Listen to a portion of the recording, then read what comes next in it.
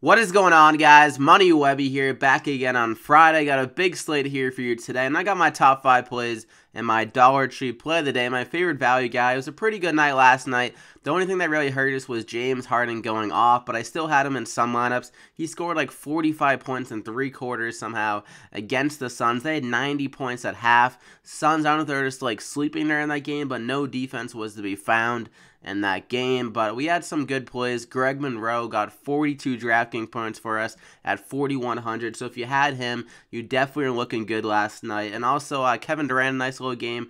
Kyrie Irving really struggled with that mask. I don't know if he couldn't see on the court, but he had a tough night. But ended up making an okay night at the end of the game in the fourth quarter. But we're back here again. Top 5 plays, like I said. Drop a like on the video if you're ready to go. Win some money here tonight, and subscribe if you haven't already to get these plays every single day. So to kick it off, first play is going to be DeMarcus Cousins at 10,900. Priced down a little bit, going against the Nuggets, kind of a tough matchup, but this game projects out to be a fast-paced game, a lot of scoring, so I think Cousins will be fine here. We know his upside, crazy upside. He can get up to around 70 DraftKings points in any single game because he does it in so many categories. The only thing you really have to worry about is him getting in foul trouble. Then his minutes go down a bit like we saw against Toronto, but he was still able to muster 52 DraftKings points in that game in only 31 minutes, and the Raptors are a very good defensive team down low as well, so if he gets his full complement of minutes, like 35 to 39 in this game, I think he can easily get over 50 DraftKings points, and for him to return 5 times value in this game, he just needs 54.5 DraftKings points. That's a pretty damn good price for Cousins, considering his upside here. Like I said, fast-paced, high-scoring, so Cousins is really in a good spot here.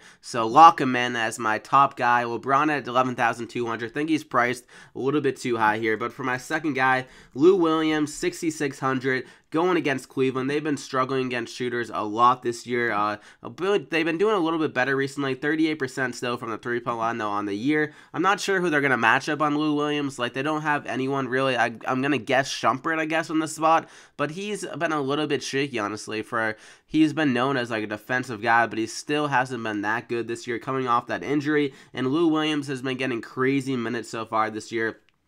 Since Patrick Beverley went down, 39, 36, and 38 over the last 3 games, and his usage rate has been great. 22 shots, 16, and 19 in those 3 games. So he's really able to hit that huge upside that he has when he gets going. I think he should be able to score pretty easily in this game against Cleveland, considering their defense hasn't been that great, and they've been allowing a lot of DraftKings points to shooting guards. Like we saw Tim Hardaway have crazy games against them. So I think Lou Williams, a much better player than Tim Hardaway, can get it done in this game at 6,600, and his assists have been there as well, able to do it in some categories. He's pretty solid at stealing the ball as well throughout his career. So Lou Williams, 6,600, lock him in there. It has a lot of upside every single game. So those are the 2 guys. Both those guys can go absolutely nuclear in those games, and they're not even that expensive. So and for my third guy, Derrick Favors, another good value here with someone injured like Rudy Gobert at 5,900, going against Brooklyn. He went insane against Brooklyn last time when Gobert went out.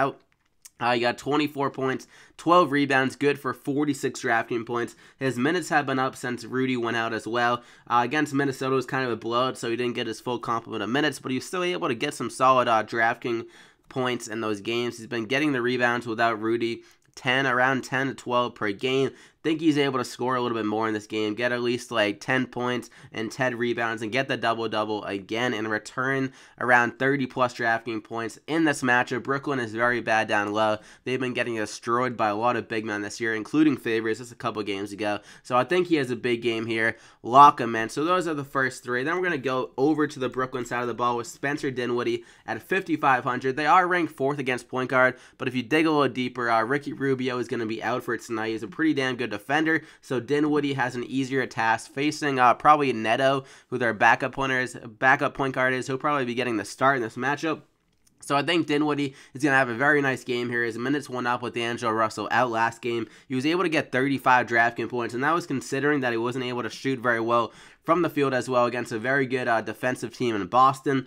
Their point guard play has been very good actually this year defensively with Kyrie Irving, Terry Rozier, and Marcus Smart. So he wasn't able to get much going there. But with the Raul Neto starting here, I'm guessing he's not as good of a defensive player as Ricky Rubio. I think Dinwiddie can get it done. His minutes are up. His assists have been up with D'Angelo Russell out. The ball is just going to be in his hands a lot in this game, and it should be pretty fast-paced because the Nets always played a fast pace. So the more minutes for Dinwiddie, the more opportunities for points and assists. Really can hit that upside that he has shown when he's been able to get the start. Like he dropped 40 against the Cavs when he started against when he started against the Cavs, and we got 30 minutes against the Nuggets.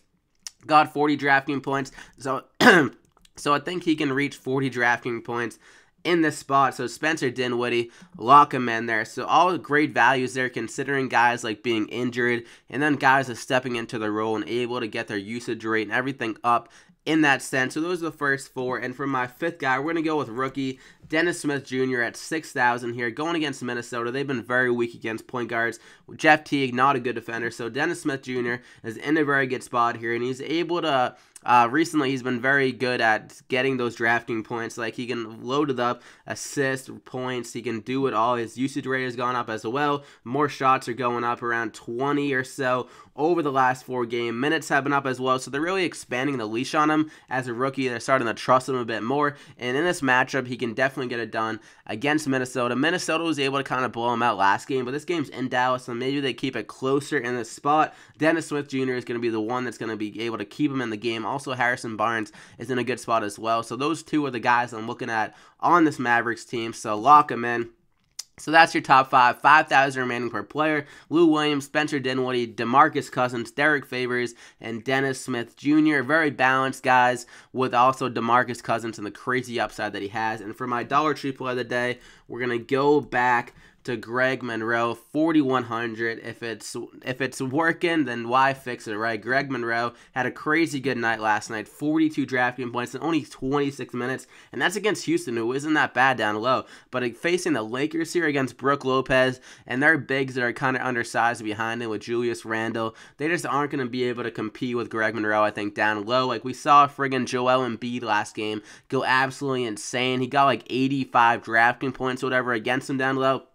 Kind of operating in that same role as Monroe down low in that low post. So I think Monroe can get it done here. He's able to score easily in the spot and able to rack up some rebounds as well against the undersized Lakers down low. So I like Monroe a lot in this game. His minutes might even go up in this spot against Houston because he just did so well. I mean, against the Lakers here, just because he did so well against Houston. And that game was a blowout, so 26 minutes is pretty impressive there in that spot. So maybe he gets 30-plus minutes. He might be, I mean, I'm guessing he's going to be highly owned after that crazy good game last night. And the matchup here against the Lakers is very good.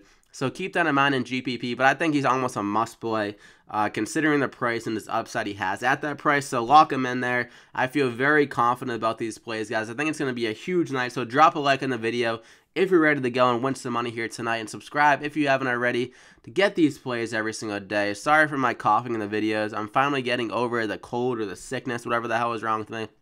But we'll be back here tomorrow for some more fire